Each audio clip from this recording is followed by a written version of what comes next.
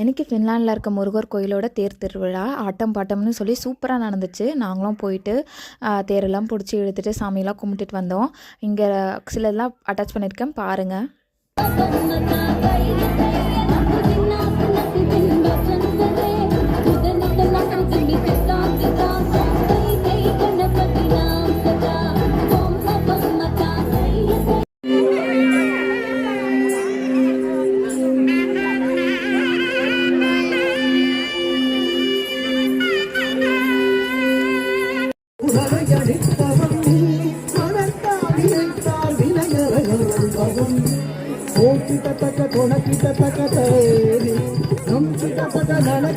இப்படி தான் பார்க்கவே ரொம்ப கலர்ஃபுல்லாக சூப்பராக நடந்துச்சு.